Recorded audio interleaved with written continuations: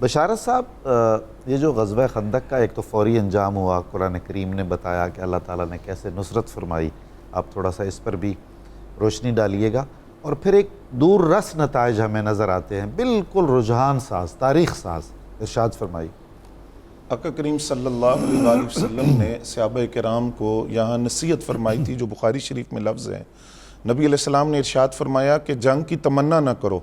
اگر جنگ تم پر مسلط کر دی جائے تو پھر صبر اور استقامت کے ساتھ اس کا مقابلہ کرو۔ اور یہ بھی حضور نے فرمایا کہ جو جنت ہے وہ تلواروں کے سائے کے نیچے ہے، اور ایک مندہ مومن کا جو زیور ہے، جو اس کی زیب و زینت ہے، وہ جہاد ہوتا ہے۔ آقا کریم صلی اللہ علیہ وآلہ وسلم کے ساتھ وہ نفوس قدسیہ جو خندق میں موجود تھے غزوہ احزاب میں، جب اللہ تعالیٰ نے ان کے صبر کا اور خلوص کا امتحان لے لیا تو پھر فتح و نصرت کے آثار نظر آنا شروع ہو گئے، اور وہ اس طرح نظر آئے کہ ایک ایسی آندھی چلی کہ جس آندھی کے نتیجے میں وہ جو کفار تھے ایک مہینے کے بعد وہ میدان چھوڑ کر راہ فرار اختیار کر کے اور بھاگنا شروع ہو گئے۔ حضرت حذیفہ رضی اللہ تعالیٰ عنہ نے اس منظر کو رات کی تاریکی میں دیکھا، اور پھر نبی علیہ السلام کی خدمت میں ہو کر عرض کیا کہ حضور میں نے دیکھا ہے کہ وہ جو آئے تھے بڑے تمطراق کے ساتھ اور بڑا رعب قائم کرنے کے لیے، وہ سارے بھاگ گئے ہیں اور وہ سارے دوڑ گئے ہیں۔ تو کہتے ہیں کہ نبی علیہ السلام اس بار پر اتنا مسکرائے کہ آپ کی دانتوں کی سفیدی نظر آنے لگی کہ وہ کس طرح متحد ہو کر یلغار کرنے کے لیے آئے اور کس طرح دوڑ گئے۔ جب صبح ہوئی تو وہ جو خندق کا میدان تھا وہاں ہنڈیاں ٹوٹی ہوئی پڑی تھی، خیموں کی تنابیں ٹوٹی ہوئی تھی، جو گھوڑے تھے وہ رسیاں توڑوا کر بھاگ گئے، اور وہ میدان بالکل خالی پڑا تھا۔ اور وہ جو خندق میں 1 ماہ بعد صبح ہوئی تو وہ جو صبح کی کرنیں تھی وہ مسلمانوں کے لیے نصرت اور فتح کی نوید لے کر آئے۔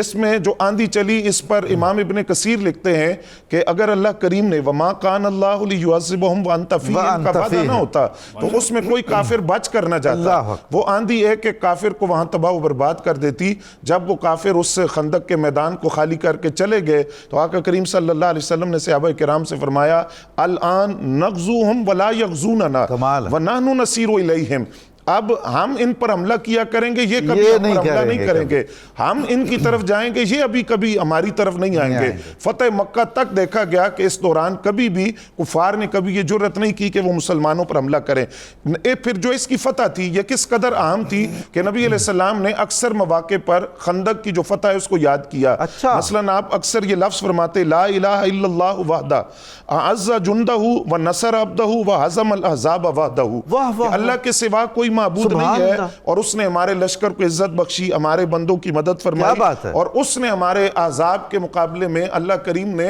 ان گروہ کے مقابلے میں ہماری مدد کر کے ان کو رسوا کیا جو اکٹھے ہو کر آئے تھے۔ اب جب ہم اس کے اثرات کو دیکھتے ہیں کہ خندق میں جو شکست ہوئی تو اس میں 4 بنیادی نقطے ہم سمجھتے ہیں۔ پہلا نقطہ یہ ہے کہ جو کفار تھے ان کو ہمیشہ کے لیے یہ پیغام مل گیا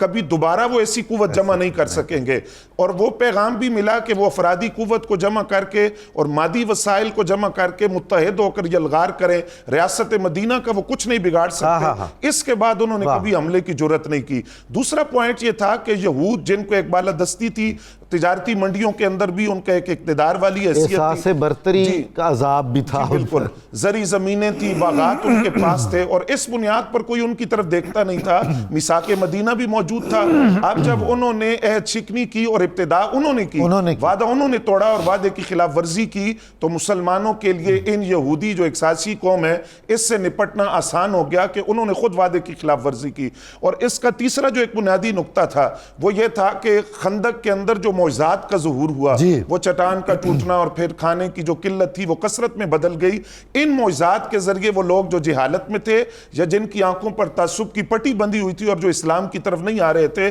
پھر وہ اسلام کے قریب آئے اور انہوں نے نبی علیہ السلام کے دست حق پرست پر بیعت کرنے کا شرف حاصل کیا۔ اور اس میں ایک چوتھی بات جو اس کو آپ ایک لطیفہ سمجھ لیں کہ یہ جو کفار کی ساری قوتیں متحد ہو کر آئی تھی اس زوم کے اندر مبتلا تھے کہ ہم مدینہ طیبہ کو صفحہ ہستی سے مٹا دیں گے۔ جب انہوں نے دیکھا کہ آپس میں ان کے اپنے اتحاد کی کیفیت کیا ہے کہ یہ ایک دوسرے سے مخلص نہیں ہے، کہ یہود پہلے بھاگ گئے اور جو باقی رہ گئے وہ بھی ایک دوسرے کے بارے میں شکوک و شبہات رکھتے تھے، اس لیے دوبارہ انہوں نے کبھی متحد ہونے کی کوشش نہیں کی۔ تو یہ اس کے اثرات کو دیکھا گیا۔ پھر اس میں ایک اہم پہلو ہے کہ جس وقت خندق فتح ہو گیا اور نبی علیہ السلام مدینہ طیبہ پہنچ گئے، اس وقت جبریل امین حاضر ہوئے اور انہوں نے عرض کیا حضور میں نے ابھی ہتھیار نہیں اتارے، اور جو فرشتے میرے ساتھ آئے تھے انہوں نے بھی ہتھیار نہیں اتارے۔ اچھا میں گیا کدھر تھا؟ تو حضرت جبریل امین عرض کرتے ہیں حضور میں تو وہ جو خندق سے کافروں کا ایک گروہ تھا اس کو بھگاتے بھگاتے میں روحا تک پہنچانے کے لیے گیا تھا، ابھی میں واپس آیا ہوں اور اللہ کا حکم ہے کہ ہتھیار نہیں اتارنے،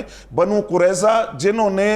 چکنی کی ہے اور غداری کی ہے ان کا خاتمہ کرنا ہے، انہی ہتھیاروں کے ساتھ جو خندق میں باندھے گئے۔ اب صحابہ کرام کا جذبہ دیکھیے، وہ 1 ماہ بعد لوٹ کر آئے ہیں، نبی علیہ السلام نے اسی وقت اعلان کیا کہ نماز عصر جو ہے وہ بنی قریظہ کے اندر ادا کی جائے گی۔ یعنی 1 مہینہ وہ ایک طرح سے محصور رہے، جی محصور رہے، اور پھر بھی تیار ہے۔ جی پھر اور جس وقت آقا کریم صلی اللہ علیہ وآلہ وسلم نے یہ اعلان کیا کہ ہم نماز عصر بنی قریظہ میں ادا کریں گے، وہی ہتھیار جو خندق میں باندھے گئے ہیں انہی ہتھیاروں کے ساتھ صحابہ کرام پھر بنی قریظہ پہنچتے ہیں، اور یہاں کم و بیش 25 دن یہ معاشرہ رہا، اور کیا حالت تھی قوم یہود کی کہ کوئی بندہ اس معاشرے سے باہر نہیں نکلا۔ آخر کار انہوں نے کہا کہ آپ جو چاہیں ہمارے لیے فیصلہ کریں، اور اس طرح بنو قریظہ جو ایک عہد شکن قوم تھی، غدار قوم تھی، ان کو مدینہ طیبہ کی اس سرزمین سے ان کا صفایا کر دیا گیا۔ اب اس کے اگر دور رس نتائج کو ہم دیکھتے ہیں کہ خندق کے بعد جو نتائج ہیں وہ کیا ہیں کہ اس کے بعد حدیبیہ کا معاہدہ ہوتا ہے، اور حدیبیہ کے معاہدے کے بعد پھر فتح مکہ ہے، اور فتح مکہ کے اندر یہ دیکھا گیا کہ کہاں وہ 3000 خندق میں